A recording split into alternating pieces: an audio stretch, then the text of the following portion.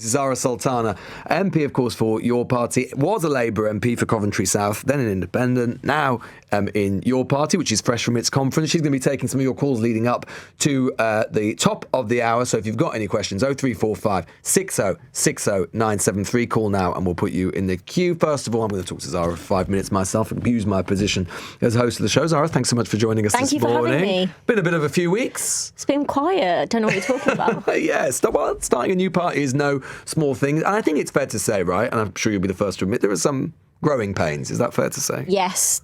Over the past few weeks, there have definitely been difficult moments. Me and Jeremy haven't set up a political party before. We haven't designed its structures from scratch.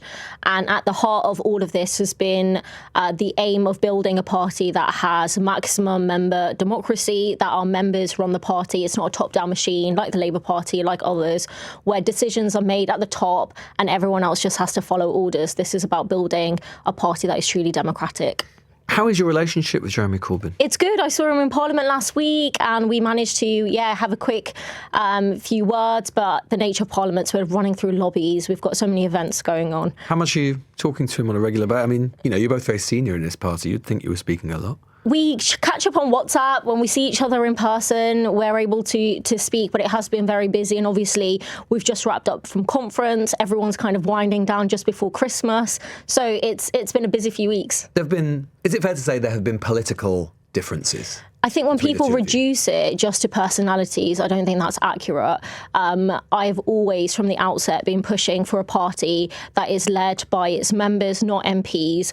And there are others who have been involved in this process that have had a very different vision, where it is very top-down, led by members of Parliament, and those debates and those teething issues have been about democracy ultimately. It's been about differences of how the party should be run. Absolutely, how the party is structured, how it's governed. He wanted a single leadership model and you wanted a collective leadership. Well, initially, I was championing a co-leadership structure.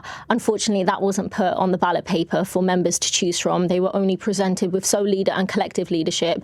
And between the two, the most democratic out of those two options is collective leadership. And so how's that going to work practically? So on Monday evening, we should be getting the kind of rules around executive committee elections.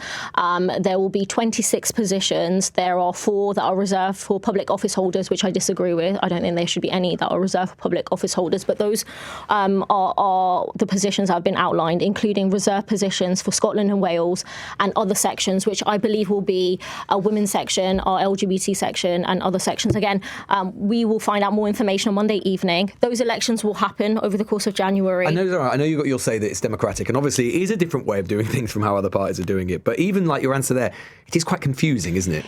It is. Do you know what? Democracy, internal party democracy, isn't everyone's cup of tea. No, I think that's fair. Having kind of a simple structure where it's just led by a few politicians at the top and everyone else kind of has to listen to what they say and just, knock on doors, fundraise and be treated like volunteers, I don't think that is the correct model. And so we're building something fundamentally different. You did talk, though, during this process of a party or a sort of nascent party which was being characterised by bullying and witch hunts.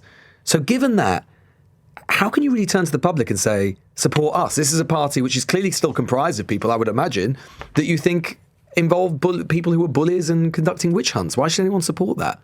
Because we're fixing the problem. I think in politics, you have to be honest. And unfortunately, we don't have a lot of that in general. And what I've been honest about is the problems. But we are fixing those issues to build an inclusive party that is diverse, that looks to the country and says, we understand that your lives have been made worse by consecutive governments. We have the worst living standards on record. People's energy bills are going through the roof. Are there still bullies involved? The incidents of bullying and particularly the experiences that I've had, I've spoken about, and Jeremy and everyone involved is very, we're all focusing on moving forward and building a party that can actually win an election and build power. Some of the bullies are still involved in the party. the systemic issues around the bullying, the legal threats, the Islamophobia, the sabotage, like before when I went on BBC Question Time, what happened before, all of those have to be addressed. And that's about a cultural difference and recognising that some of these tactics have been taken straight out of the playbook of the Labour right, and that we cannot replicate the Labour Party in any way, including that toxic culture. Has Corbyn himself bullied you? No, that is not what I've said. I know, I'm just clarifying. Jeremy is not the person that I hold responsible for the leaks that have happened, but for the sabotage. But there are people who have been involved in this process who have done that, yes. There's a suggestion that maybe the party, even though it's only just adopted it, I know I don't think you were in favour of it to begin with, but could be forced to drop the name Your Party because the Electoral Commission is saying it's reviewing a complaint against alleging the party's name breached electoral law because it could cause voters to be misled while filling out their ballot paper. I wasn't aware of that. Are you committed to, this is in the Telegraph this morning, are you committed to the name? The members have chosen Your Party. Obviously, I wanted it to be called the Left Party. Again, Yes. that wasn't put on the ballot paper. Oh. Sounds like your suggestions are being dismissed, not even put on the ballot for members to choose, which is all very interesting. But the Left Party is still a viable option in the future. It is owned by Socialist Unity, who would give the name up for a party if our members chose it. So you would still like to rename it? I've embraced member democracy. The members have chosen Your Party. But in the future, if this complaint were borne out, if it's upheld, we would have to go back to the members. Just quickly before we go to the calls, obviously one of the biggest questions is that at the moment we've had the Green Party going through its own transformation, and Zack Polanski has moved the party to a much more sort of left populist party, moved it economically, arguably, to the left. In which case, the argument is then what's the point? Why don't you just go and join them? I don't think that's a very democratic argument, saying that we've got one left party with a very popular leader who's doing really well. We're a socialist party. We are not shying away about talking about... You're further to the left than Polanski. I would say that being an explicitly socialist party is a genuine left-wing alternative to what is being offered by the status quo. And of course, on many questions, when it comes to NATO, when it comes to our relationship with Israel, when we're talking about not overseeing austerity in local governments, we have different positions. What's the biggest difference, do you think, between you and Polanski? I think me and Zack have a lot in common, but fundamentally, I don't think we should have any diplomatic relations with Israel. I see Israel as... What does that mean in practice? We never talk to them about anything. Well, we have an ambassador and we have an embassy. Should we close that down? Yes, and we should expel the ambassador. And even on questions to do with the cultural boycotts that people are talking about. What about British citizens who live in Israel and need consular support, people who visit there and so on? Just practically, that's going to be... I think we can work those issues out, but fundamentally it's about having diplomatic relations with a state that is on trial for genocide at the ICJ, whose leaders have active ICC arrest warrants, who have committed war crimes on televised, and we've all seen it for the past 2 years. Tyler is in Leeds, who has the first question. Tyler, you're through to Zara. Mr. Goodall. Hello, you're through to Zara. What's your question, Tyler? My question is, what is your opinion on regional devolved mayors, and will you be standing any candidates in the May elections? Thank you. So, Zara, are you going to be standing any candidates in the regional mayoralties in May? I think it's important that we have candidates running in local government and in regional elections, and where your party candidates can't stand for whatever reasons, I think we should support other candidates whose manifestos and whose politics we support. I think regional mayors are really important. I think local government and at the regional level, we can make a real difference to people's lives, whether it comes to house building, when it comes to transport systems. I think that's where people can really experience the benefit of socialist politics. OK, Tyler, grateful to you. Michael is in Kilburn in North London. Michael, you're through to Zara. Hi, Lewis and Zara. So I signed up to your mailing list. I've always voted Labour. And then just watching your whole omnishambles of how you handled, the launch of the party and your infighting. So now I've moved to the Greens because they seem to be more together. So how do you think you'd get the goodwill back from people like me that were willing to join you now that you've been acting like a big baby? Firstly, I'd like to say I'm sorry for what you've seen over the past few weeks. It was never my intention for things to play out this way. In particular, like I said to Lewis earlier, this has been about member democracy being at the heart of the party that we're building. So members aren't treated like volunteers who just knock on doors, who just stuff letterboxes with leaflets, who just raise money, but are actively deciding the governance of the party, the structure of the party, the policies of the party, and you select your candidates through one member, one vote, open selections, recalls, and mandatory reselection. I would say that we have a lot of work to do to rebuild trust over what's happened, but we have had our founding conference. We do have 55,000 members. We will be standing candidates in the local elections, and we've got a lot of work to do, and I look forward to doing that. Michael, does that convince you? No, because I just wonder how does she regret the way that she did all of this? Because, you know... To be fair, it's not just her, is it, Michael? I mean, it's been a bit of a all round. All of them, I know, all of them. But they had hundreds of thousands of people that were willing to sign up, and now they've all been leaked to another party, and we've been forced down that there are a lot of people disappointed. I mean, Michael's probably speaking for a lot of people, Zara, right? You'll agree, yeah, who were disappointed.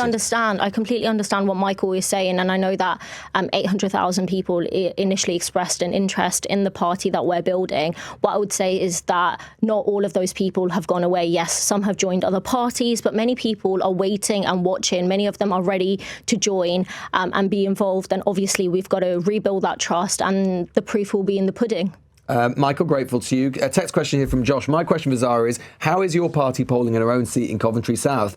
Will she retain her seat, or is she going to go for another one at the next election? Are you going to fight Coventry South, Zara? So I haven't seen any polling for Coventry South, but I am dedicated to my constituency. I work very hard locally, and my team does, obviously, to serve the people of Coventry South.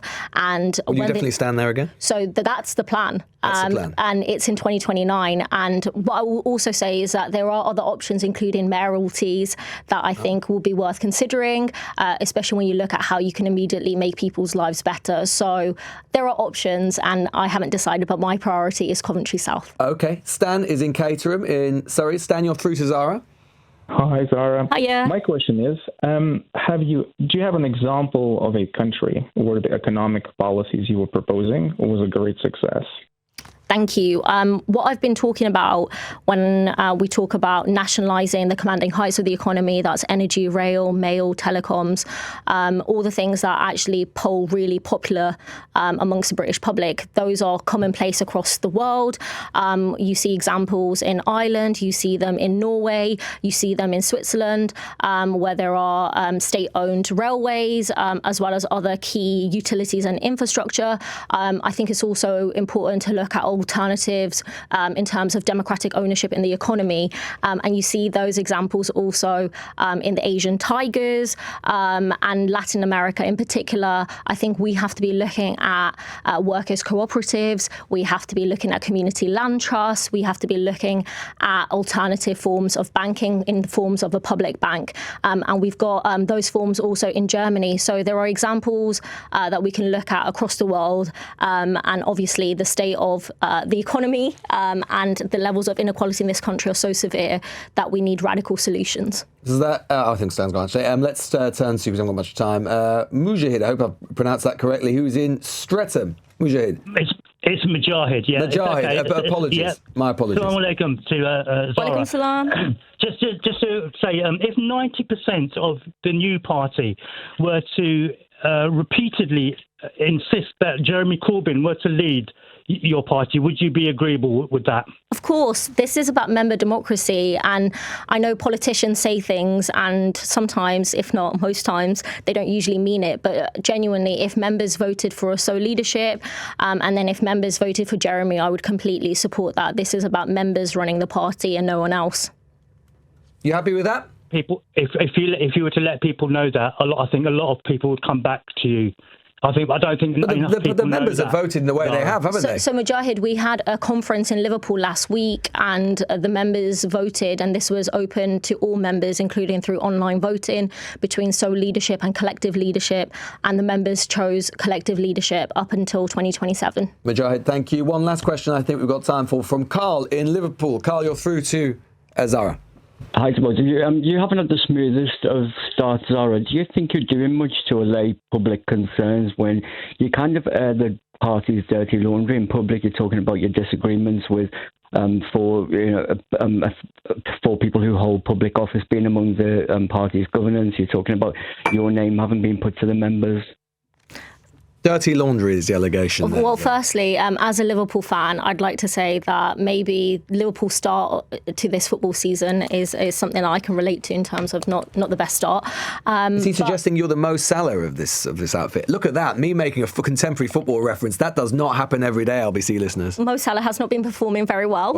Okay. But maybe we can improve that post-Christmas. What I would say is that the disagreements that we have had within the party have been about democracy. There have been tactics that I've called out, including leaks to the right-wing press, legal threats, sabotage, and that is unacceptable in any working environment. I will not tolerate that. The movement will not tolerate that, and the members have shown over the course of the weekend that they will not tolerate that either. There are lessons definitely to learn from what has happened, but I am committed, Jeremy is committed to building an inclusive party that goes out into our communities, that uses community organising as the vehicle to build power, but also is a strong electoral vehicle presenting a radically socialist vision to the country. Carl, grateful to you. Last word goes to Leon. And Zara, if you could do this in 30 seconds, I'd be grateful to you. Please tell Zara that she has given me hope, and I thought there was a chance, but she needs to wake up and realise your party is done. I don't need a protest party. I need a party that can affect proper change. What I want her to do is go and join the Greens, and that will make the biggest difference. Is there any chance of that at all, I will not Zara? be joining the Greens. In any circumstances? I'm very committed to building this party, and we already have had our founding conference. We have 55,000 members. We have over 190 proto-branches. We have people up and down the country, including in Scotland and Wales, who are very committed. No Green, never Green. I am a very committed Your Party MP, and I'm very proud of that. You'll never join the Green Party. I'm very committed to your party, and I will not be joining the Greens.